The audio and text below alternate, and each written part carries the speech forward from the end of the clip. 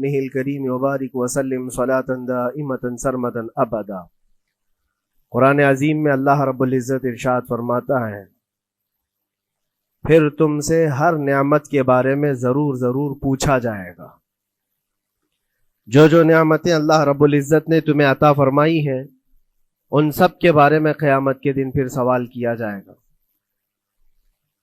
یہ سورہ تکاثر ہے جس میں اللہ تعالیٰ فرماتا ہے الہاکم التکاثر۔ بہت زیادہ چیزیں جب کسی کو مل جاتی ہیں تو غافل ہو جاتا ہے۔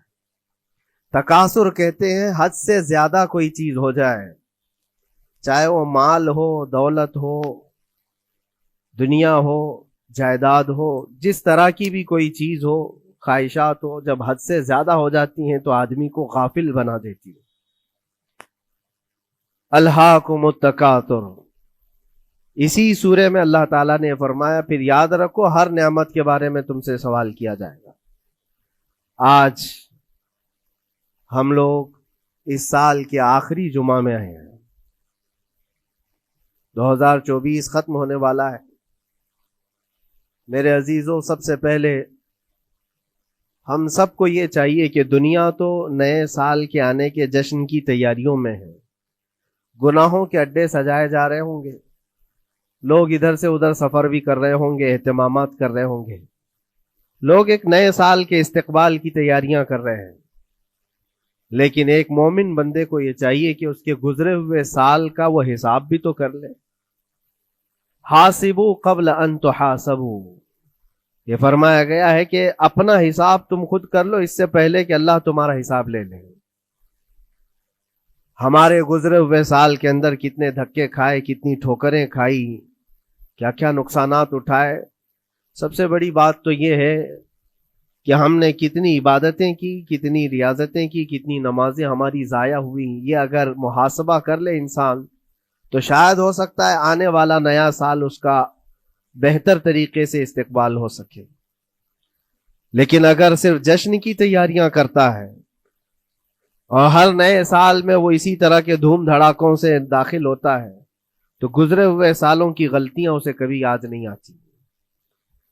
اللہ تبارک و تعالیٰ قرآن پاک میں فرماتا ہے کہ تم سے ہر نعمت کے بارے میں پوچھا جائے گا، ہر نعمت کے بارے میں پوچھا جائے گا۔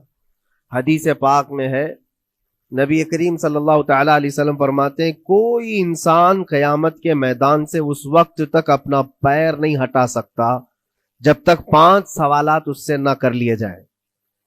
5 سوالات میں سب سے پہلا سوال کیا ہوگا؟ اللہ تعالیٰ یہ پوچھے گا کہ میں نے تجھے جوانی دی، تو نے کہاں کہاں خرچہ کیا؟ یہ پہلا سوال ہے۔ اور محدثین و مفسرین فرماتے ہیں کہ ایک سوال کے جواب میں بندے کو 500 سال بھی لگ سکتے ہیں۔ اپنی صرف جوانی کا حساب دیتے دیتے کسی کو 500 سال، کسی کو 700 سال لگ جاتے ہیں۔ باقی کے جو 4 سوالات ہیں وہ بعد میں ہیں۔ اللہ نے صحت عطا کی تو اس کا استعمال کیسے کیا، دولت عطا کی تو اس کا استعمال کہاں کیا۔ صرف جوانی کا جواب دینے میں جب 500 سال لگ جاتے ہیں تو پوری زندگی کا حساب کیا دے پائے گا؟ اسی لیے میرے عزیزوں، جس کے پاس آج جوانی ہے یا گزر چکی ہے وہ غنیمت جانے، ایک ایک لمحے کو غنیمت جانے۔ اور ایک حدیث پاک میں آپ کو بتاتا ہوں، اللہ کے حبیب صلی اللہ تعالیٰ علیہ وسلم فرماتے ہیں 5 چیزوں کو 5 چیزوں سے پہلے غنیمت جانو۔ اس میں سے 2-3 میں ذکر کرتا ہوں۔ حضور پاک صلی اللہ تعالیٰ علیہ وسلم فرماتے ہیں اپنی صحت کو غنیمت جانو بیمار ہونے سے پہلے۔ آج صحت مند ہو تو اس کی قدر کرو بیمار ہونے سے پہلے۔ ہاتھ نہیں ٹوٹا ہے ابھی، پاؤں نہیں ٹوٹا ہے، سر سلامت ہے، سوچنے کی طاقت ہے، زبان سلامت ہے۔ اپنی صحت کو غنیمت جانو اور ہر دن اللہ کا شکر ادا کرو کہ مولا میری طاقت اور میری حیثیت سے زیادہ تو نے مجھے عطا کیا ہے۔ اور اگر اپنی صحت کا خیال نہیں ہے، قدر نہیں ہے، تو جاؤ کبھی کسی کینسر ہاسپٹل میں جا کر کے دیکھو، کئی ایسے لوگ ہیں جو موت اور حیات کے بیچ لڑ رہے ہیں۔ کچھ تو ایسے ہیں جو روز موت کی تمنا کرتے ہیں لیکن موت بھی نہیں۔ مجھے یاد ہے آج تقریباً 8-9 سال ہو گئے ہوں گے، کینسر ہاسپٹل میں ایک ادھیڑ عمر کے شخص سے ملاقات، میں تیمارداری کے لیے یا عیادت کے لیے جایا کرتا تھا. اس شخص نے بستر پر لیٹے لیٹے کہا اس کے گردن میں ایک ایسی عجیب قسم کی کینسر کی پھنسی تھی جس سے ہمیشہ خون اور پیپ رستا رہتا ہے، کافی دنوں سے ہاسپٹلائزڈ ہے، لیکن ایک اس کی جو گڑ گڑاہٹ دیکھا اور ریکویسٹ میں نے سنا، کہا کہ حضرت صرف اتنی دعا کر دے کہ میرا سر اٹھے اور میں سجدہ کر سکوں. اس لیے کہ جوانی میں نے سجدے نہیں کی، اللہ کے عبادت نہیں کی، اور آج شدت سے خواہش ہوتی ہے کہ میں عبادت کروں یا سجدہ کروں، لیکن سر اٹھاتا ہوں تو یہاں سے پیپ اور خون شروع ہو جاتا ہے، اب وہ طاقت نہیں ہے. اس دن میرے دل پہ یہ بات لگی، کیا سچ فرمایا میرے آقا صلی اللہ علیہ وسلم نے، اپنی صحت کو غنیمت جانو بیمار ہونے سے پہلے، کہیں ایسا وقت نہ آئے کہ تم سجدہ کرنا چاہو لیکن تمہارا سر اٹھانے کے قابل بھی نہ رہے، تمہارے پاس وہ طبیعت بھی نہ رہے.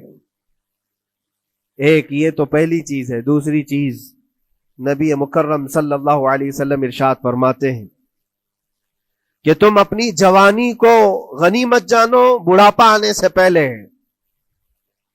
جوانی کو غنیمت جانو بڑھاپا آنے سے پہلے.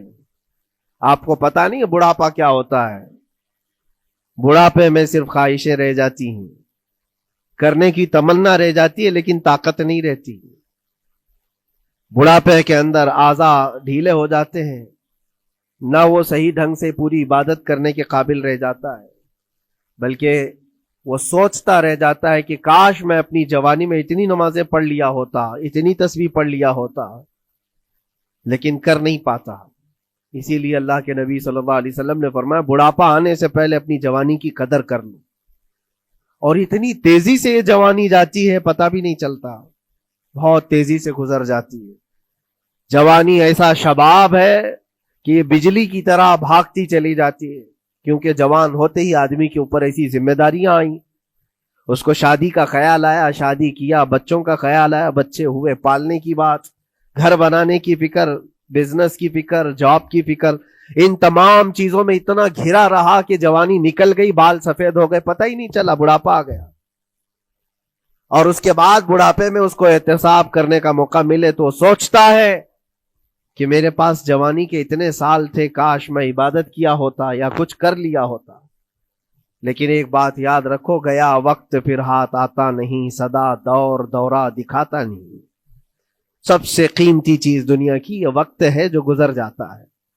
آج کا جمعہ پھر ہم صدیوں بعد بھی یا جتنی بھی زندگی ہو یہ دوبارہ نہیں لے سکتے، یہ واپس نہیں آئے گا ہماری زندگی میں. 2024 کا یہ آخری جمعہ ہے، پوری دنیا سر پٹک لے دوبارہ یہ جمعہ واپس نہیں لا سکتی گزر جانے کے بعد. یہ نظام کائنات ہے، وقت گزر رہا ہے. الوقت کالسیف، یہ وقت تلوار کی طرح ہے، اس کو تم کاٹ دو ورنہ یہ تمہیں کاٹے گا. تیسری چیز رسول پاک صلی اللہ تعالی علیہ وسلم ارشاد فرماتے ہیں، دو چیزیں میں نے بتایا، پہلی یہ کہ صحت کو اپنی قدر کرو، غنیمت جانو بیمار ہونے سے پہلے. دوسری چیز ہے اپنی جوانی کی قدر کرو بڑھاپا آنے سے پہلے. اور تیسری سب سے امپورٹنٹ ہے، اللہ کے نبی نے فرمایا زندگی کو غنیمت جانو موت آنے سے پہلے. پہلے والی دو چیزوں میں تو تمہارے پاس موقع تو ہے، صحت چلی گئی، بیمار ہے، لیکن بیماری میں بھی توبہ کر رہا ہے، اللہ اللہ کر رہا ہے، چلو ٹھیک ہے. جوانی چلی گئی لیکن بڑھاپا ہے، بڑھاپا میں تو اللہ اللہ کر رہا ہے، عبادت کر رہا ہے، یہ دونوں میں تو موقع ہے. لیکن زندگی ختم ہو گئی، موت آ گئی، تب پھر کیا ہے؟ موت کے بعد پھر کوئی عمل نہیں، موت کے بعد کوئی عمل نہیں.